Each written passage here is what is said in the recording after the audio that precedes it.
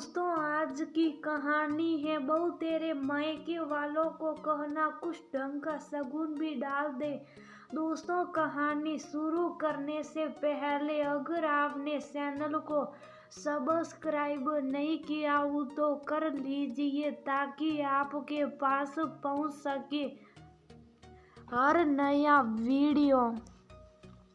जब से छोटी मौसी सास की बेटी की शादी पकी हुई है तब से निर्मला के मन में हलचल मची हुई है।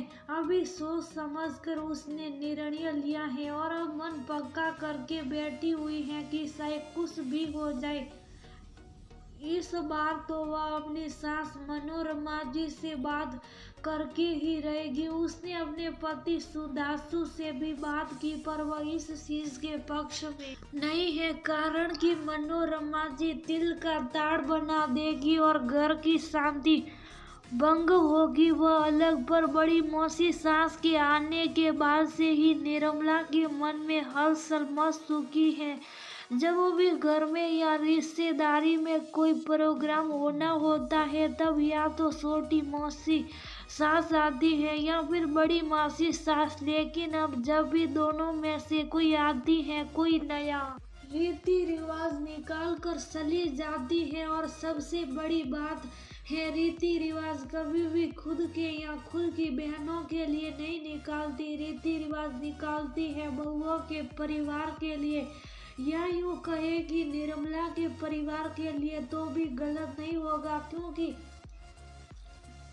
दोनों मौसी सास के बेटों की भी तो अभी तक शादी भी नहीं हुई है। तीनों बहनों के परिवार में सिर्फ निर्मला ही है जो मनोरमा जी की बहू बनकर आई है और ऐसे ऐसे रीति रिवाज निकालती है कि सुन सुनकर ही निर्मला का दिमाग खराब हो जाता है।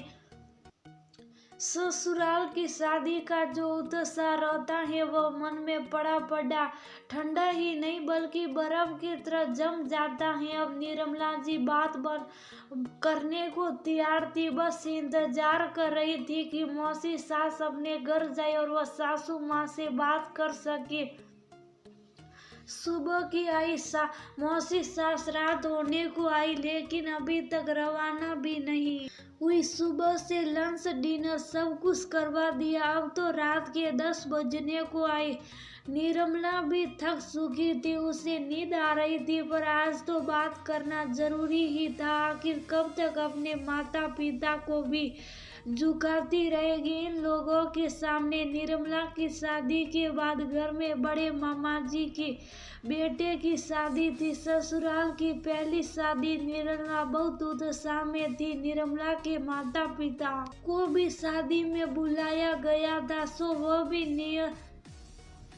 नियत समय पर आ गए थे। पर ये किया, दोनों मौसी सास और मनोरमा जी ने जाकर उनको घेर लिया।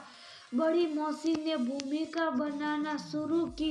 देखिए समधन जी, आपके बेटे के ससुराल में शादी है, आपकी तरफ से तो कोई अच्छा सा ही शगुन बनता है ना। अचानक से हुए इस सवाल से निर्मला जी की मम्मी भी शक पका गई। वो ने कहा, जी समधन जी, हम लोग हमारी तरफ से पूरे 1100 रुपये लिफाफे में दे रहे। बस 1100 रुपये सुनते ही मनोरमा जी ने बीच में कहा, अरे क्या इज्जत रह जाएगी मेरे भाइयों के बीच में आप इतना सा ही दे रही हैं। लड़की का विवाह है तो कम से कम 2100 रुपये तो दीजिए, और नहीं तो क्या समधन जी, आखिरकार हमारी बहन की भी तो इज्जत है और सिर्फ शगुन का लिफाफा ही डालेंगे क्या।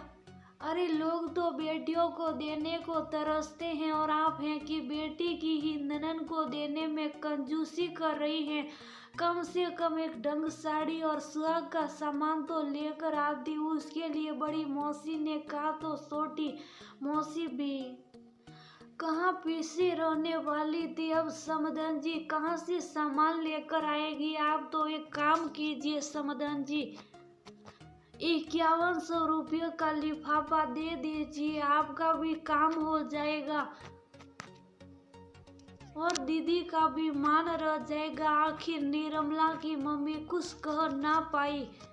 एक बार निर्मला की तरफ देखा। बेटी का नया नया ससुराल था, इसलिए ज्यादा कुछ कह ना पाई और शुभ साफ लिफाफे में 5100 रुपये रख दिए। तब भी निर्मला को बहुत बुरा लगा था। उसने इस बारे में सुंदासु से बात भी की थी, पर सुंदासु ने उसे ये कहकर शुभ करा दिया कि मम्मी गलत नहीं कर रही, आखिर मेरे सास ससुर की भी यहाँ इज्जत है।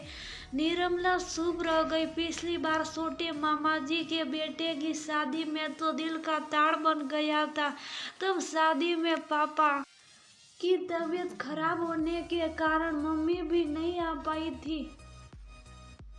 भाई अभी बहुत छोटा था, इसलिए उसे नहीं भेजा। मम्मी के कहने पर निर्मला ने अपनी तरफ से 1100 रुपये का लिफाफा दे दिया था। बस इसी बात को मनोरमा जी ने पकड़ लिया। ऐसी भी कौन सी ज्यादा तबीयत खराब हो गई थी तुम्हारे पापा की, थोड़ी देर के लिए ही आ जाते तो हमारा भी सामान रह जाता। ऊपर से बेटी को कह दिया लिफाफा डालने के लिए, और बेटी भी इतनी कंजूस की 1100 रुपये डाल कर आ गई। तब भी निर्मला कहना चाहती थी, पर उसे सुंदासु ने इशारे से शुभ करा दिया था। अभी निर्मला ख्यालों में खोई हुई थी कि इतने में मनोरमा जी ने निर्मला को आवाज लगाई, अरे निर्मला बहू जरा कमरे में तो आना। मौसी जी तुमने कोई जरूरी बात करना चाहती है।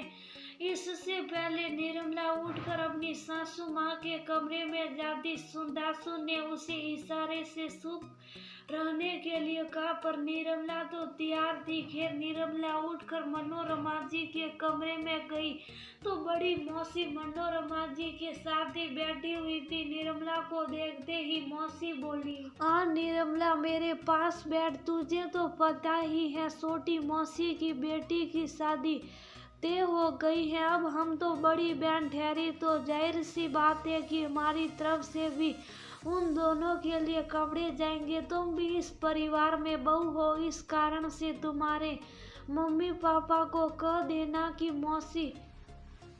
मौसा जी और उनकी बेटी के लिए कपड़े होने चाहिए, साथ ही कुछ ढंग का शगुन भी डाल दे।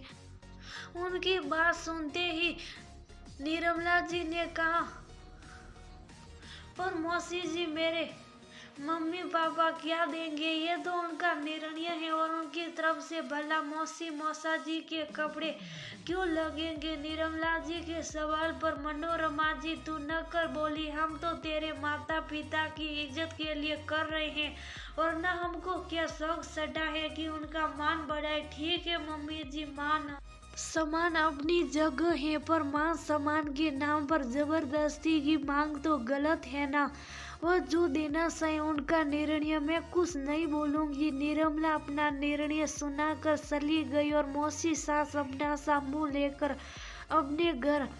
मनोरमा जी ने 2-3 दिन तक निर्मला के ढंग से बात भी नहीं की। अक्सर इसी बात को लेकर निर्मला को सुना भी देती, पर जैसे जैसे वक्त बीता और दोनों मौसी सास की भी बहुएं आ गई तो अपने आप ही मनोरमा जी को समझ में आ गया। जब उनके छोटे बेटे की शादी हुई और मौसी सास की बहुओं के परिवार की तरफ से 500 रुपये का लिफाफा शगुन में आए, अब ना मौसियों से कुछ बोलते बना और ना ही मनोरमा जी कुछ बोली।